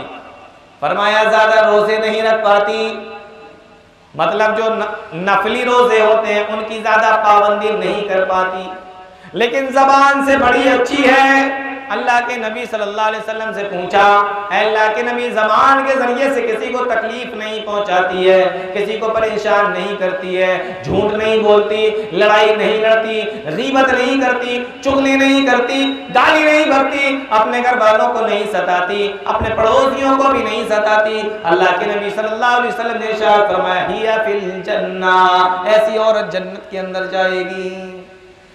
यह है इस्लाम की तालीम। मारना, पीटना, कत्ल करना, ये सब बहुत बड़ी बड़ी बातें हैं। अगर जबान के जरिए से भी किसी को सताया जा रहा है, किसी को तकलीफ दी जा रही है, किसी को परेशान किया जा रहा है, अल्लाह के नबी सल्लल्लाहु अलैहि वसल्लम फरमाते हैं ऐसा मर्द और ऐसी औरत भी अपना ठिकाना जहन्नम में बना ले। आप गौर कीजिए, प्यारे नबी सल्लल्लाहु अलैहि वसल्लम के ताल्लुक से मैं आपको बताइए रहा था, अल्लाह रब्बुल आलमीन ने फरमाया, वमा अरसलनाका इल्ला रहमतल लिल आलमीन, हमने आपको सारे जहां के लिए रहमत दो आलम बनाकर भेजा है, रहमतुल लिल आलमीन बनाकर भेजा है। अल्लाह के नबी सल्लल्लाहु अलैहि वसल्लम और प्यारे नबी सल्लल्लाहु अलैहि वसल्लम की जिंदगी में फतह मक्का का वाकया कौन भूल सकता है? कौन भूल सकता है फतह मक्का का वाकया? प्यारे नबी सल्लल्लाहु अलैहि वसल्लम जब सन 8 हिजरी में मदीना से निकले मक्का की तरफ, गौर से सुनो, जब मदीना से निकले मक्का की तरफ, प्यारे नबी सल्लल्लाहु अलैहि वसल्लम फतह मक्का में 8 हिजरी के अंदर सहाबाए किराम साथ में है और तकरीबन 10,000 सहाबाए किराम अल्लाह के नबी सल्लल्लाहु अलैहि वसल्लम के साथ हैं। कितने हैं? 10,000 सहाबाए किराम। और जब मक्का पहुंचे, सहाबी रसूल है, नाम है साद इब्न उबादा रज़ियल्लाहु ताला, उन्होंने जब मुसलमानों की इतनी बड़ी तादाद देखी, कहने लगे अल-यौम यौमुल मलहमा, अल-यौम तुस्तहल्लुल काबा, ऐ लोगों आज खूनरेज़ी का दिन है, आज लड़ाई का दिन है। कल तक तुम्हारी तलवारें थी, हमारी गर्दनें हुआ करती थी, आज हमारी तलवारें होंगी, तुम्हारी गर्दनें होंगी। कल तक तुम लोगों ने हमें मारा, हमें सताया, हमें तकलीफें दी, हमें घर बार छोड़ने पे मजबूर कर दिया, आज हमारी तलवारें होंगी, तुम्हारी जानें होंगी, तुम्हारी गर्दनें होंगी।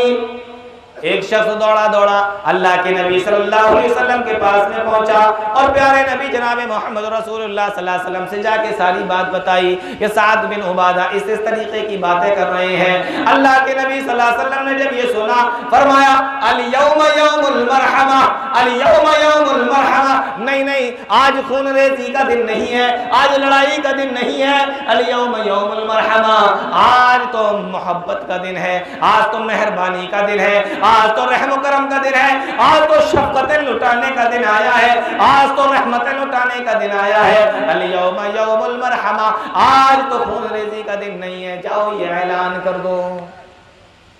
प्यारे नबी सल्लल्लाहु अलैहि वसल्लम ने फरमाया मन दखल दारा अबी सुफियान व हुवा आमिन, जो अबू सुफियान के घर में दाखिल हो जाएगा उसको अमन मिल जाएगी।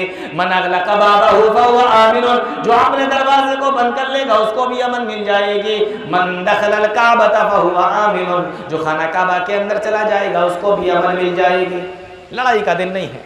अल्लाह के नबी सल्लल्लाहु अलैहि वसल्लम फरमाते हैं ये खून रेजी का दिन नहीं, ये मोहब्बतों का दिन आया, रहमतों का दिन आया। सोचो और गौर करो, एक ऐसा नबी जिसको इतना सताया गया हो, इतनी तकलीफें दी गई हो, जिसको अपना शहर छोड़ना पड़ा हो, अपना घर छोड़ना पड़ा हो, अपने तमाम लोगों को छोड़कर जाना पड़ा हो, आज अल्लाह ने फातिह बनकर उसको जब उसी शहर के अंदर दाखिल किया तो ऐलान क्या हो रहा है। और सहाबा इकराम बयान करते हैं, तारीख की किताबें हमें बताती हैं, अल्लाह के नबी सल्लल्लाहु अलैहि वसल्लम जब मक्का के अंदर दाखिल हुए, ऊँटनी पे सवार थे और सर आपका नीचे झुका हुआ था, आजिज़ी और इंकिसारी के साथ। ऐसे मौके पर जब कोई बादशाह किसी दूसरे मुल्क में दाखिल होता है तो पूरा पूरा बदला लेता है, पूरा पूरा बदला लेता है उन लोगों से कि आज मुझे मौका मिला है, तुमने इतने साल तक मुझे तकलीफें दी है, आज मुझे मौका मिला है, गिन गिन कर और चुन चुन कर बदला लिया जाएगा। लेकिन प्यारे नबी सल्लल्लाहु अलैहि वसल्लम ने क्या फरमाया, ला तसरीबा अलैकुमुल यौम इज़हबू अंतुमुत तुलका, जाओ तुम सारे के सारे आजाद हो, आज किसी से कोई कुछ नहीं कहा जाएगा, आज किसी से कोई पूछगछ न की जाएगी, हमने तुम सबको माफ कर दिया। अल्लाहू अकबर। ये कौन कर सकता है? ये वही कर सकता है जिसको अल्लाह ने कहा वमा अरसलनाका इल्ला रहमतल लिल आलमीन, ऐ नबी हमने आपको सारे जहां के लिए रहमत बना कर भेजा है, अपने दुश्मनों को माफ कर दिया। अभी आप खड़े हुए थे, आपने देखा खाना काबा में ताला लगा हुआ है, खाना काबा में ताला लगा हुआ है। आपने फरमाया उस्मान बिन तलहा को बुलाओ। ये उस्मान बिन तलहा वो हैं जिनके पास में चाबी रहती थी, ताला लगाते थे, चाबी रहती थी इनके पास, उस्मान बिन तलहा के पास।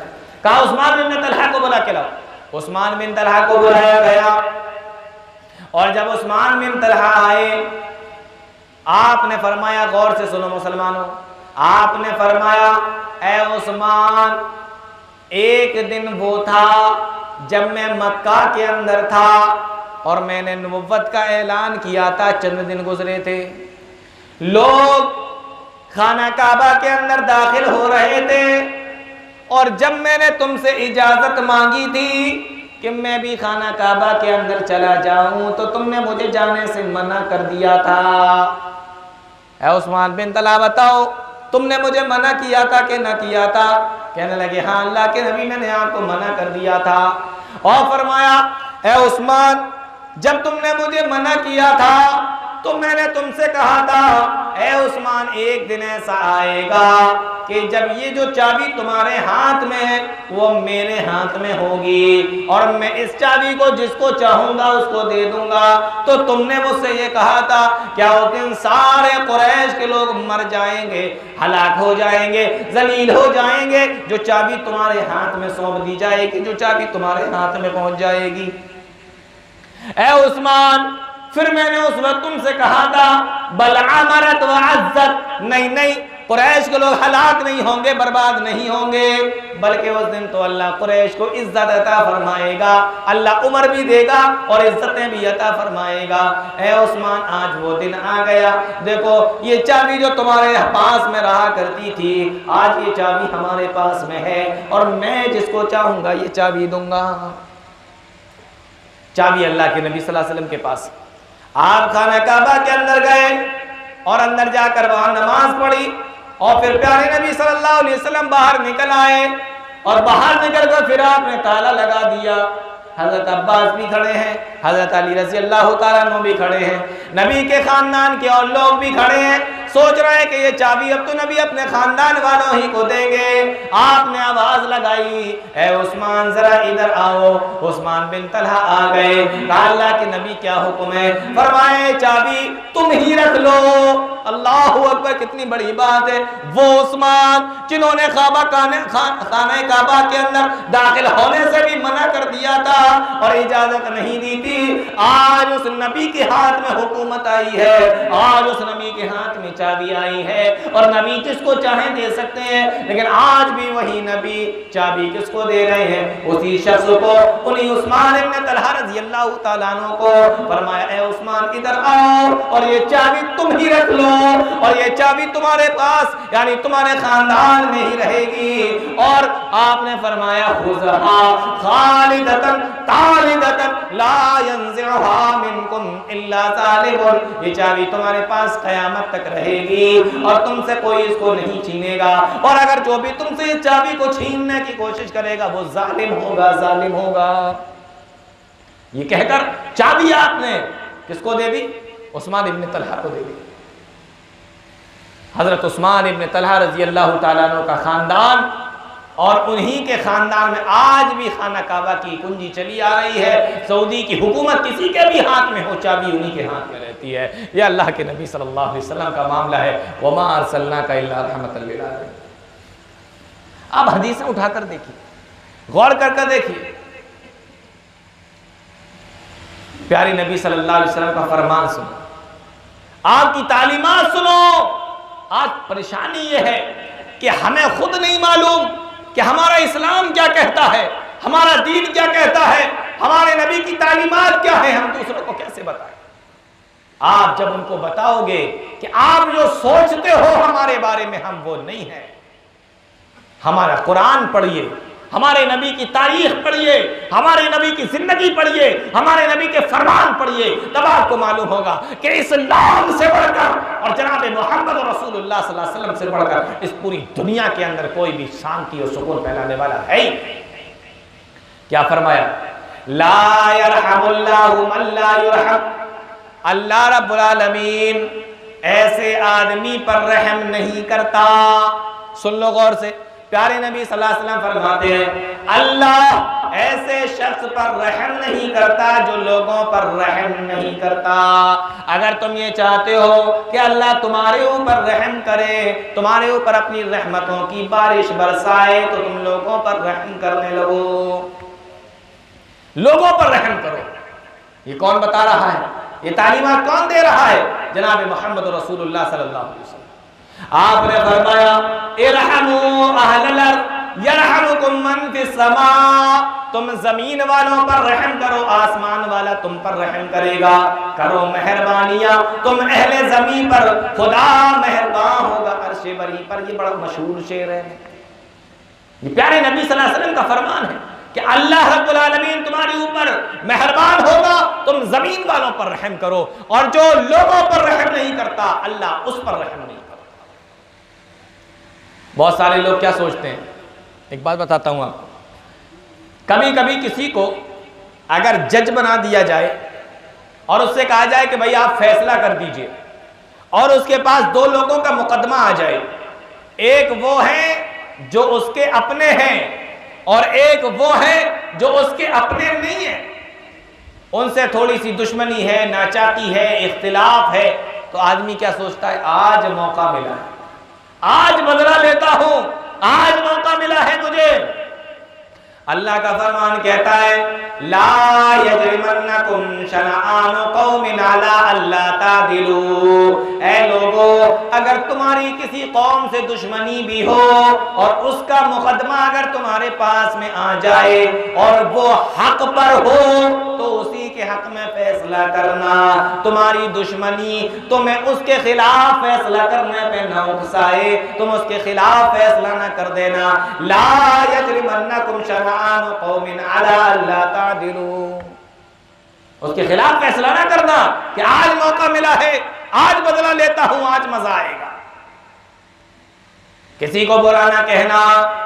और अगर कोई तुम्हारे साथ में बुराई का मामला करे, ला तस्तविल हसनतु वला सय्या, अगर कोई तुम्हारे साथ में बुराई का मामला करे तो तुम उसके साथ में अच्छाई का मामला करना। और अगर तुम उसके साथ अच्छाई का मामला करोगे, इदफा बिल्लती अहसन, जब तुम उसके साथ में अच्छाई का मामला करोगे, अल्लाह फरमाता है फैज़ल्लती बैनका व बैनहु अदावतुन कअन्नहु वलियुन हमीम, तो तुम देखोगे वो जो तुम्हारा दुश्मन था वो तुम्हारा दोस्त बन जाएगा। ये इस्लाम की तालीमात है। जहां पर भी आप देखेंगे रहम करने की, रहमतें फैलाने की, एक दूसरे के साथ रहम के मामले की ही अल्लाह रब्बुल आलमीन और प्यारे नबी जनाब मोहम्मद रसूलुल्लाह सल्लल्लाहु अलैहि वसल्लम बात करें। किसी को गाली ना दो। क्या फरमाया? ला तसुब्बुल्लज़ीना यदऊना मिन दूनिल्लाह, चाहे वो तुम्हारा अपना हो, यानी तुम्हारे दीन का हो, तुम्हारे धर्म का हो, या तुम्हारे मसलक का ना हो, तुम्हारे मजहब का ना हो, तुम्हारे दीन का ना हो, तुम्हारे धर्म का ना हो। ला तसुब्बुल्लज़ीना यदऊना मिन दूनिल्लाह, लेकिन तुम उसको गाली नहीं दे सकते। गाली देने से भी मना कर दिया। और एक बात आपको और बताता हूं, एक आखिरी बात बताता हूं। किसी दूसरे को, किसी इंसान को गाली देना ये तो मना है ही। आप अपने आप को मतलब किसी मुसलमान को भी और किसी दूसरे धर्म वाले को भी, ना उसके धर्म को ना उसको गाली नहीं दे सकते। ला तसुब्बुल्लज़ीना यदऊना मिन दूनिल्लाह, अल्लाह का कुरान मना कर। और इंसानों को गाली देना तो बहुत बड़ी बात है। हदीस के अंदर आया, अबू दाऊद की रिवायत है, अल्लाह के नबी सल्लल्लाहु अलैहि वसल्लम ने इरशाद फरमाया, ला तसुब्बुद्दीन, सुबह का जब वक्त होता है ना तो मुर्गा बांग देता है। हम लोग कहते हैं कि मुर्गा अजान दे रहा है, बोलते हैं नहीं बोलते? मुर्गा बांग देता है। कभी कभी ऐसा होता है कि पड़ोस में रहने वालों की आंख खुल जाती है। अल्लाह के नबी सल्लल्लाहु अलैहि वसल्लम ने फरमाया कि जब मुर्गा बांग देता है तो वो फरिश्तों को देखता है। तो ये दुआ पढ़ लिया करो, अल्लाहुम्मा इन्नी असअलुका मिन फज़लिका, ये हुक्म। कभी कभी क्या होता है कि पड़ोसियों की आंख खुल गई, या कभी कभी ऐसा होता है कि जिसने पाला उसी की आंख खुल जाती है मुर्गे की बांग से। प्यारे नबी सल्लल्लाहु अलैहि वसल्लम ने फरमाया कि कभी अगर ऐसा हो जाए और तुम्हारी आंख खुल जाए तो ला तसुब्बुद्दीन, तुम्हारी आंख खुल गई, तुम्हारी नींद खराब हो गई, इसकी वजह से तुम मुर्गे को भी बुरा ना कहना, इसकी वजह से तुम उसको गाली ना देना। जिस इस्लाम के अंदर जानवर को बुरा कहने से मना कर दिया गया हो, उस इस्लाम के अंदर किसी इंसान को बुरा कहने और उसको मारने की इजाजत कहां से हो सकती है? मेरे भाई को समझ में आ रहा है? इस्लाम की तालीमात तो देखिए आप। जानवरों को भी बुरा कहने से मना किया गया, जानवर को भी गाली देने से मना कर दिया गया। और वो वाकया बड़ा मशहूर है। ये बात बता के मैं बात को खत्म करता हूं। एक औरत थी जिसने बिल्ली को भूखा प्यासा बांधा था। सही बुखारी की रिवायत है, अल्लाह के नबी सल्लल्लाहु अलैहि वसल्लम ने फरमाया कि उसको छोड़ा भी नहीं, कि कुछ खा लेती जाकर, और उसको कुछ खिलाया पिलाया भी नहीं, यहाँ तक कि वो बिल्ली खत्म हो गई, मर गई 3 दिन के बाद, 4 दिन के बाद। अल्लाह के नबी सल्लल्लाहु अलैहि वसल्लम फरमाते, मैंने उस बुढ़िया को भी जहन्नम में जलते हुए देखा। क्यों? इसलिए कि उसने नाहक एक जानवर की जान ली थी। सुनो, इस्लाम नहीं है। अगर नाहक किसी जानवर को सताया, नाहक किसी जानवर को भी तकलीफ पहुंचाई, प्यारे नबी सल्लल्लाहु अलैहि वसल्लम फरमाते, मैंने उस बुढ़िया को जहन्नम में देखा है जिसने बिल्ली की जान ले ली थी, और मैंने ऐसी औरत को जन्नत के अंदर देखा है जो पेशे से तो बदकारा थी, लेकिन उसने अपने मौत से पहले एक प्यासे कुत्ते को पानी पिला दिया था। अल्लाह को उसकी ये अदा इतनी पसंद आई थी, अल्लाह रब्बुल आलमीन ने उसके गुनाहों को माफ कर दिया था। इस्लाम तो वो मजहब है कि रास्ते से तकलीफ दे चीज भी हटा दो तो अल्लाह रब्बुल आलमीन उस पे भी सदक़े का सवाब अता फरमाता है। इस्लाम तो वो मजहब है कि अगर किसी की तरफ मुस्कुरा कर देख लो तो अल्लाह रब्बुल आलमीन उस पर भी सदक़े का सवाब अता फरमाता है। जो इस्लाम ऐसा हो उसके ऊपर दहशतगर्दी का इल्ज़ाम लगाना ये सिर्फ जहालत है। इसलिए मेरे भाइयों, आप इन तमाम चीज़ों को सीखिए और अपने दूसरों को भी सिखाइए। जो आपसे एतराज़ करते हैं, इल्ज़ाम लगाते हैं, जो आपके करीब रहते हैं या दूर रहते हैं, उन तक इस्लाम की तालीमात को पहुँचाने की कोशिश कीजिए। अल्लाह ताला हम तमाम लोगों को नेक अमल की तौफीक अता फरमाए, कुरान और हदीस को समझने की, उस पर चलने की तौफीक अता फरमाए। आमीन तक़ब्बल या रब्बल आलमीन। व आखिरु दअवाना अनिल हम्दुलिल्लाहि रब्बिल आलमीन। वस्सलामु अलैकुम व रहमतुल्लाहि व बरकातुहू।